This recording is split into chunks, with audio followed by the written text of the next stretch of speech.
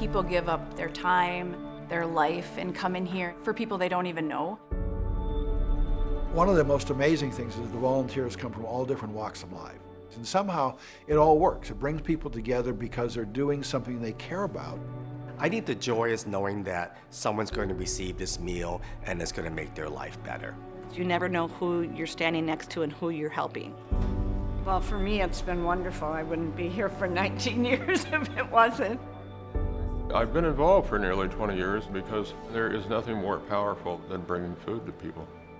It's not complicated. If I didn't have open arms, I wouldn't be eating as healthy. I know that. What can I say? It's great.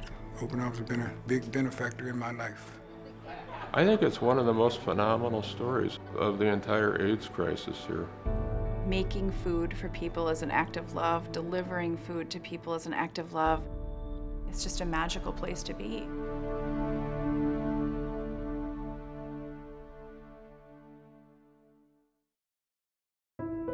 "30 years ago was just a very different time for HIV/AIDS, and I think many of us have a really hard time imagining what that was like. Young men who had AIDS were by themselves, often getting sick and dying by themselves. A lot of the fear around HIV/AIDS is that nobody knew how you got it, how you could pass it to somebody else, and so that contributed to a lot of the fear of even touching somebody or visiting somebody or going into somebody's house to deliver meals to them. In the early years of HIV, our clients were dying, so the idea of talking about living with HIV, it was unheard of at the time.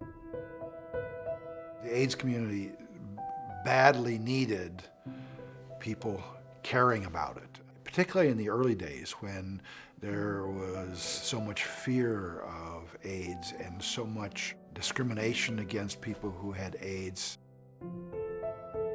I was very concerned at the beginning of the AIDS epidemic that it was really going to turn people against gay people, and there was a lot of panic. What was really different in those early years, and really by that I would say even well into the end of the 1990s, was the lack of support. But man, those folks that were involved in the early years, they were fighters and they were scrappy, and they insisted on being heard, and they insisted on starting all these services that, decades later are now benefiting not just people with HIV, but the entire community. One of the things that simply wasn't happening was people were not eating well. Either they didn't have the money or they didn't have the strength. The man who started Open Arms was Bill Rowe. He was a caseworker helping people with AIDS. In fact, he was a caseworker for my partner who died. He realized that one of the best things he could do to help people maintain their strength was see that they got good, nutritious food. At the beginning, it was nothing but Bill cooking food in his kitchen and then delivering it in his own truck.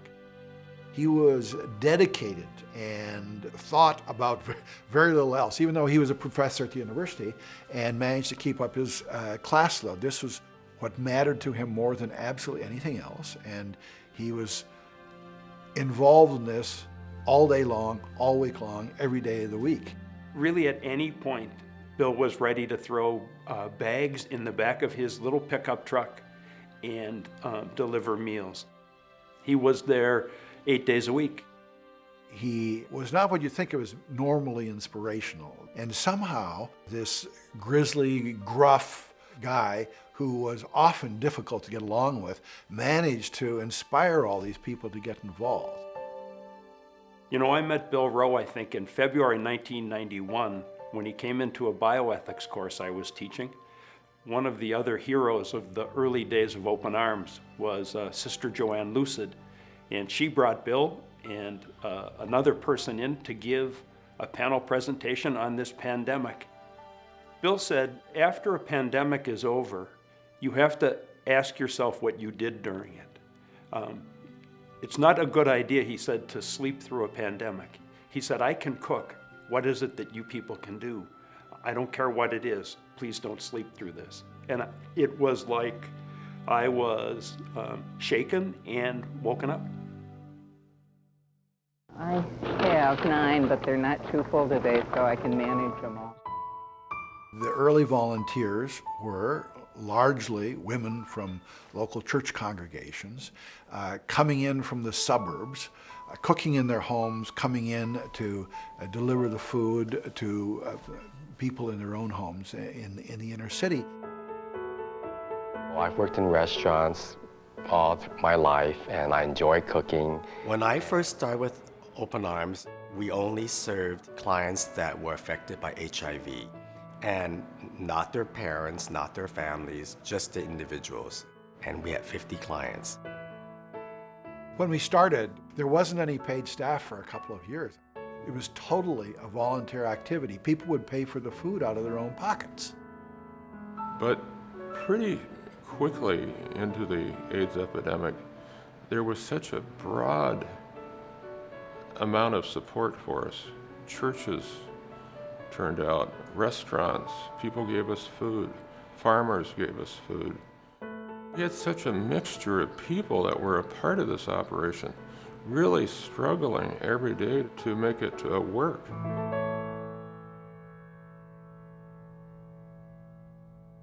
In the early years, Open Arms started at the Aliveness Project, and we were part of that program, and Bill was cooking in the Aliveness Project kitchen, but still being called Open Arms. And then it moved to Bill's kitchen in his own house and into the basement of another church, and we were really looking for a home and a community to support us. In the early days, we were in churches. We found our longest home in First Congregational Church in Southeast. In 1992, Willis Claire Nelson, who was a beloved member of First Church, she approached the minister at that time and the congregation and essentially said we needed to take a leap of faith, that we needed to open our doors to Open Arms, who was a young organization at that point, and she suggested that they be invited to use our basement kitchen space. I think she came to the congregation to say that and take that risk because she knew that others might not step up. And I look back on that time and in that political climate and with fears and attitudes about people with HIV and AIDS, and I think somehow she knew that if we didn't do this, maybe no one else would. When I began with Open Arms, they had been in existence 7 years, I think it was at that time. And it was a very grassroots operation. I was the chef, along with Bill Rowe and a volunteer named Sharon. So that's how small it was. There were 3 chefs. My sense of Open Arms at that time was that it was kind of on a shoestring. We, as members of the congregation, were asked routinely to donate paper bags so that Open Arms could prepare and deliver the meals in something as simple as a brown paper bag. I remember some of those days where there would be 3 of us delivering 90 meals or 2 of us delivering 90 meals, and it was backbreaking what we did.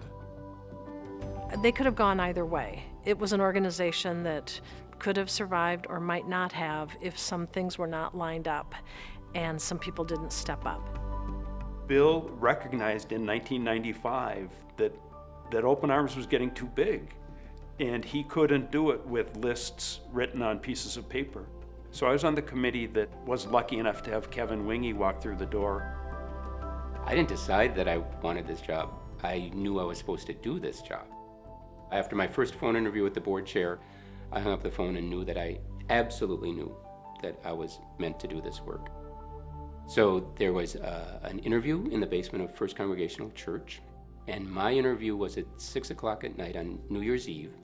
And when I got the call saying that the final interview would be on New Year's Eve, I thought, and I think I actually said this to the board that night, either this is the most committed board of directors that's willing to do final interviews on New Year's Eve, or it's the most pathetic group of people who have absolutely nothing else to do and thought this would be fun.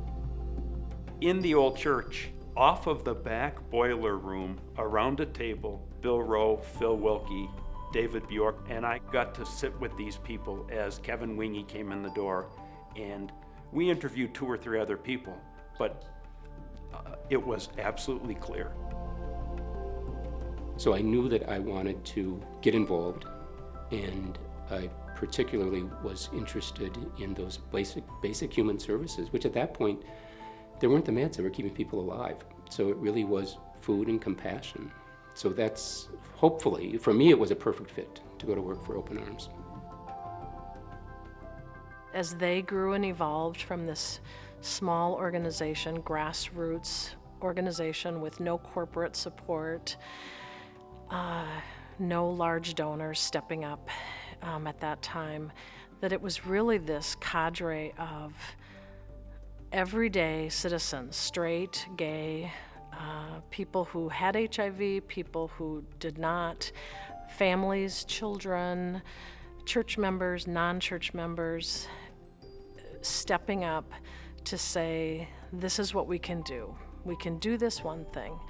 And I'm proud of First Church for being willing to take that risk and taking that leap of faith to demonstrate our faith as a progressive Christian community. I hope that our effect was at least somewhat substantial. I do know that their effect on First Church was profound.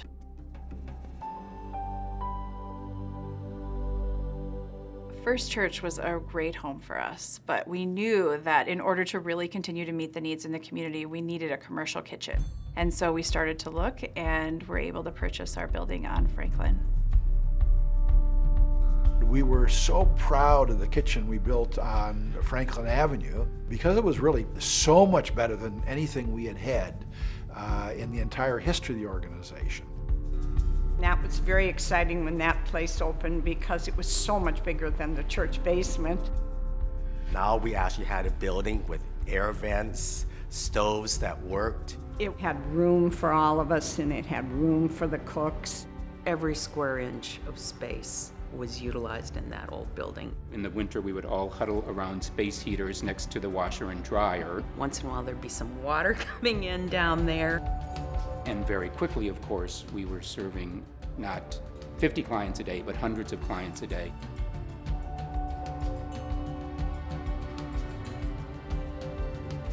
One of the things that I'm really proud of is that Open Arms has rarely had to say no, we can't do it, no, we can't afford to, no, we don't want to. We've always been willing to say, well, let's try it if it was a really good idea. And we've done some very bold things in the history of the organization. In the year 2000, several representatives from Open Arms went to South Africa for the International AIDS Conference. And what they saw there reminded them of the early days of HIV/AIDS here in the United States when people were turning their back on folks with HIV/AIDS. Open Arms' international program really started in a response to what we saw as a lack of meaningful response to people living with HIV in places like Africa. We'd seen it ourselves in the Twin Cities, and now that it was happening in places like that, we felt the need to respond. This is one of the people from the HIV support group, and we're doing a food parcel here today. Really, the beauty of Open Arms' international program was we knew from when Bill Rowe started Open Arms that if you don't have meds, what you should have is food and good nutrition, so you've got something to fight this disease. It was a pretty easy bridge to make because this is something we know how to do.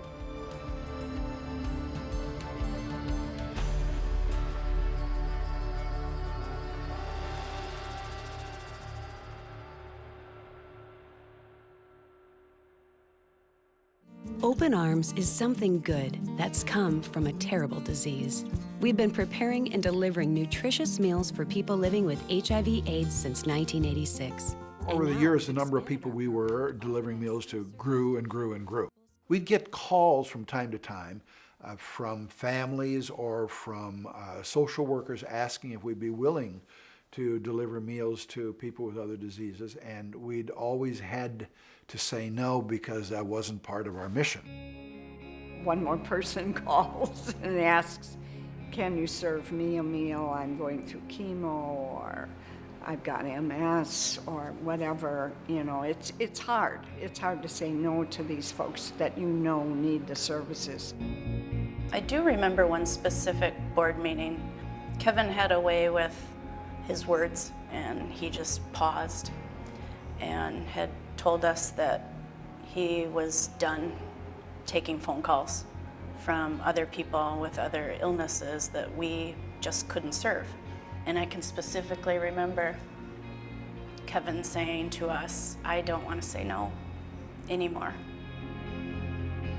Under Kevin, Wingy Open Arms made a controversial and I think absolutely spot-on decision to include other diagnoses, other diseases in their care. I felt this was an opportunity for us to serve the wider community. Breast cancer, MS, Lou Gehrig's disease. I just thought it was a brilliant idea from the very get-go.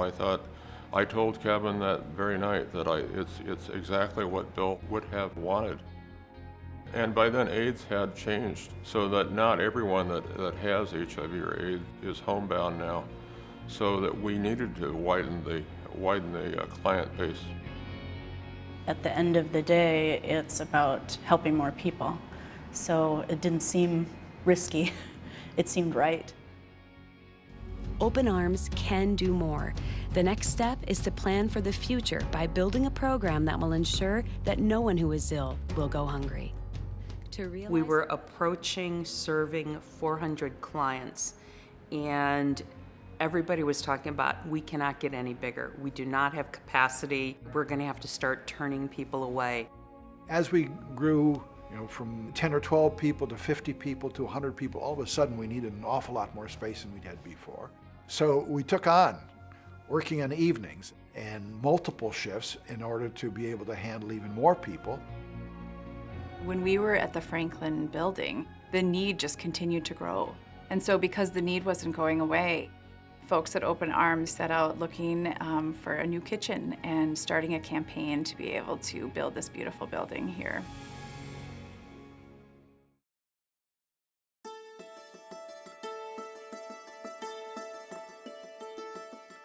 It was nerve-wracking announcing an $8 million campaign when we had a budget of maybe a little over $1 million at the time. I think we had a lot of experts in this field tell us that we did not have the capacity to raise this kind of money. We weren't big enough, we didn't have enough traction in the community. Just tell us that we can't do something and we'll show you how it can be done. There's a lot of that spirit at Open Arms. We were surprised, like a lot of other people were, when the recession hit right after we started this capital campaign.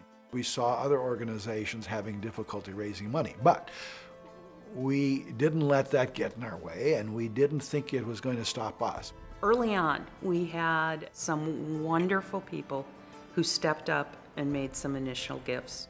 This was asking a lot, and people really stepped forward and did it. Open Arms was the little engine that could. One day, Sue Everson, longtime driver, came in with her daughter Elena, who we've known since Elena was born, and Elena was not even 4 years old. Sue said, Elena's got something to give you, and she gave us her bank with $2 in it. $2 from, a 3.5-year-old girl is someone else's $500,000. All those gifts is what got us here.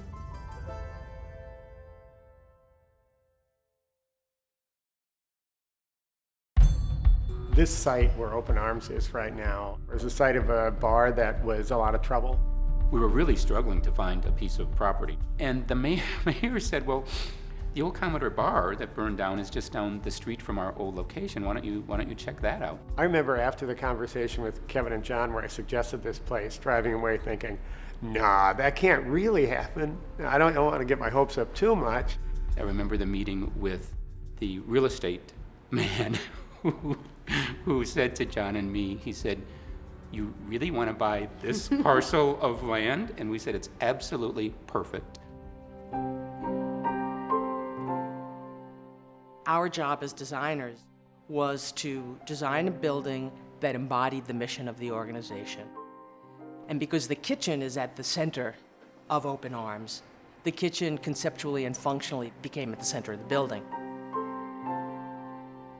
The building is beautiful, and its design is so tailored, so well tailored to the needs of Open Arms.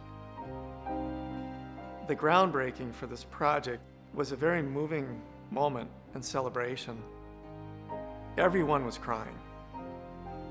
So to this day, it is the only project I've worked on where you've had that sort of emotion. It really thrilled me to realize how far Open Arms had come from being basically a penniless organization where people had to buy the food on their own, where we now had enough people who really loved the organization that we could afford to have this absolutely fabulous new building.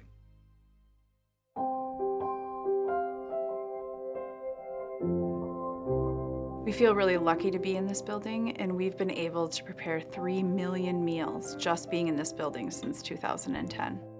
This year we're delivering our 5 millionth meal. It took us 2 decades to get to 1 million meals, and now every year we deliver 600,000 meals out of this building.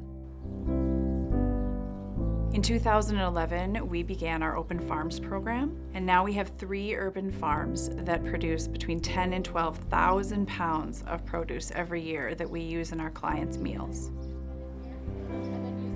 One thing that has stayed the same at Open Arms for 30 years is our commitment and love for our volunteers. Volunteers started this organization, and they still continue to be the heart and soul, and they drive this organization. We could not do what we do without our volunteers. Building the community that we have here is essential. We feel like we're changing the world with kindness at Open Arms. I have so many clients who are so appreciative of what we do. I mean, I get hugs, I get thank yous. You have no idea. I feel it is a great gift. I mean, it can lift you out of yourself and see that you're a part of something larger. People always thank me for delivering here, but it's the thank yous I get out there when I'm driving. I've never had any experience that's been more empowering than delivering food. Twice a month I deliver on a route. It's a pretty neat experience. I have clients that are young. I have clients that are older. I have clients that can't hold on to the bags when I give them to them. There are some where I never see the person because the caregiver answers the door. At the same time, the ones that I see are so grateful. And a lot of times we're hugging and, just giving them smiles and telling them everything's gonna be okay. Hopefully it helps. Hi Nancy, it's food delivery. I know that they're being well taken care of with the food. I do get way more out of it than what I put into it. It does a lot for me.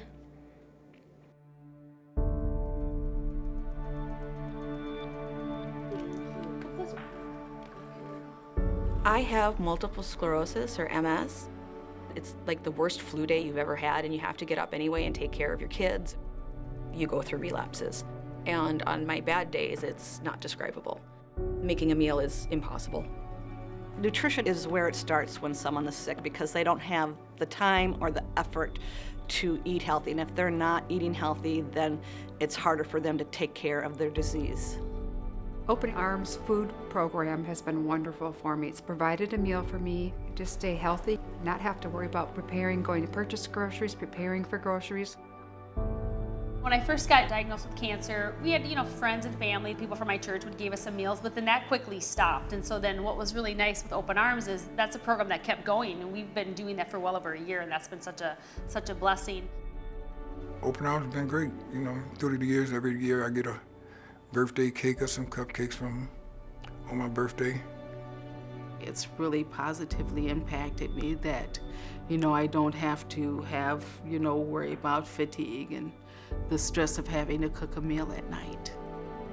Whenever I can't sleep at night, which is a lot of nights, I start out a list of all the things I'm grateful for, and Open Arms is always on the top 20. If not, sometimes the top 10. It depends what I had for lunch. When the first time they came to deliver the meal, there was 3 of them, and I just went crazy and thanked them, and we hugged, and it was so much fun. That's what I like about Open Arms, is that I don't feel I've ever been judged. In August, we received a letter from a caregiver to one of our clients, and it was probably one of the most profound letters that we've ever gotten here. and he told us about the last few days of the client's life and what they ate. At the very end of the letter, we learned that we were part of the last hour of this client's life, and it was a profound feeling. It was just really special to know that we had brought a smile to somebody's face in their very last hour, and I feel very lucky to have been part of that. Open Arms saves a lot of lives. The meals made me feel loved. Like someone out there cared.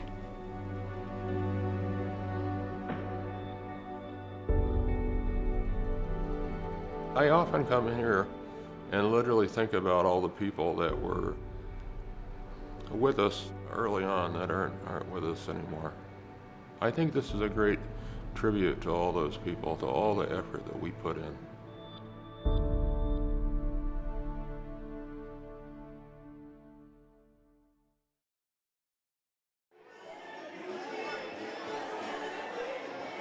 Hello everybody, I just wanted to welcome everybody to Open Arms to help us celebrate our 30th birthday.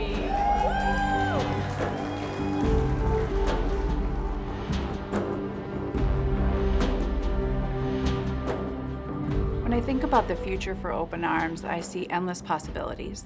And so I know that as we move forward in the next 30 years, we will keep responding to what the community needs. We would love it if there were no need for Open Arms. And I'm guessing Open Arms might say the same thing, that there were no more critical illnesses for which people need meals delivered. But as long as that is the case, they will continue to thrive. What I think Open Arms means is it reminds us that what we need to do isn't fancy, but what we need to do is take care of people's fundamental human needs. The food is the tool, it's the what. The how of Open Arms, how you invite a community to come together and address a need, that's the part that transforms lives.